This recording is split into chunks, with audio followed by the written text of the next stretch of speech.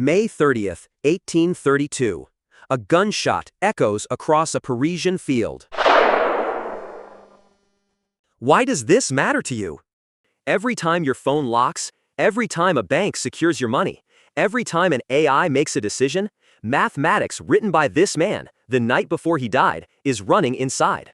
He was 20 years old. Je n'ai pas le temps. This means, I have not time. This is the story of a man who designed the future in a single night. The Republic, Évariste, as Cicero defines it. It's just words.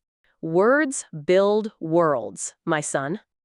At Louis le Grand, the finest school in Paris, Galois was drowning. Not in difficulty, in boredom. Latin bored him, philosophy bored him, nothing reached him. Until a book fell into his hands.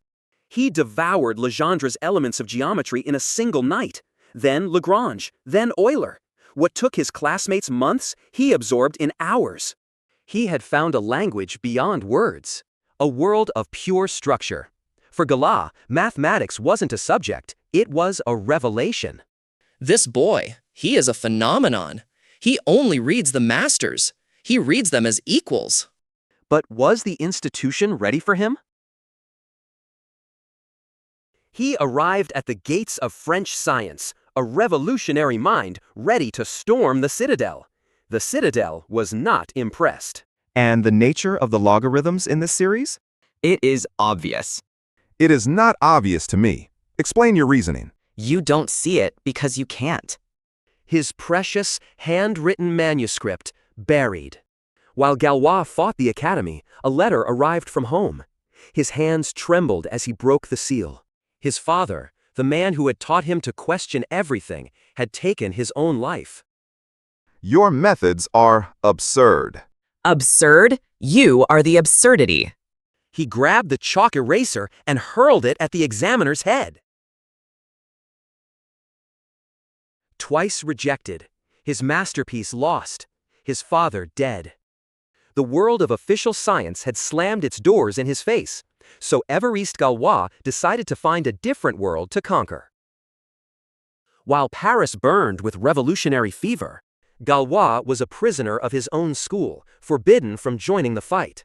The revolution ended, but for Galois, the fight was just beginning. At a Republican banquet, drunk on wine and fury, he climbed onto a chair. To Louis Philippe. Some men roared in approval. Others stared at the dagger in frozen terror. The implication was clear. This was a threat against the king. The cell door slammed shut. You threatened the king's life? To Louis Philippe, if he betrays his oath. The jury, amused by his audacity, acquitted him. He walked free. But he was a marked man. On Bastille Day, Galois was arrested again and thrown into the notorious Sainte-Pelagie prison. In his dark cell, a letter arrived bearing the seal of the Academy of Sciences. For a moment, his face flickered with hope. He had submitted his work a third time, to the great Simeon Denis Poisson. This time, surely they would see. We have made every effort to understand Monsieur Galois' proof. His reasoning is not sufficiently clear nor sufficiently developed for us to judge its rigor. We cannot recommend it for approval. The final rejection. He was 20 years old, and the greatest minds in France had told him his life's work was worthless. A cholera epidemic swept through Paris. Galois was transferred from prison to a convalescent home.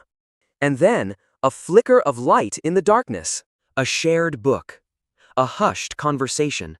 For the first time, his face softened. He looked his age. He looked happy. But this too would turn to poison. A love betrayed. An honor stained. A challenge was made. A duel he could not refuse. May 29th, 1832. The night before the duel. With death just hours away, Évariste Galois finally faced an audience that would listen. Posterity. My dear friend, I have made some new discoveries in analysis. He was not just solving a problem, he was creating a new language, a way to measure the very structure of logic itself. Work that would underpin physics, computing, the 21st century. There are a few things left to complete in this proof. Je n'ai pas le temps. This means I have not time. He poured a century of mathematics onto the page in a single night. Ask Jacobi or Gauss publicly to give their opinion on the importance of these theorems. Afterwards, I hope, some men will find it to their advantage to decipher all this mess. He does not look back. He was found by a peasant, hours after the duel, abandoned by his opponent, abandoned by his second.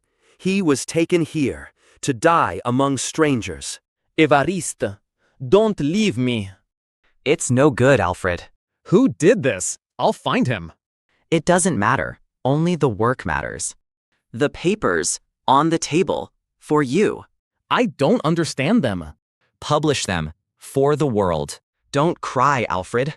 I need all my courage to die at 20.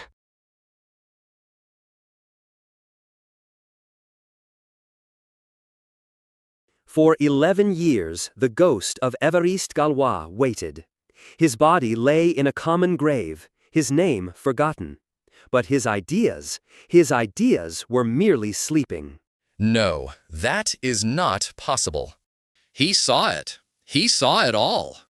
Liouville had found it, the key, the secret language that governed equations. He called it group theory. I have found in these papers a solution as correct as it is profound. The boy who had no time gave us the tools to map eternity. His ideas are the silent architecture of our digital world.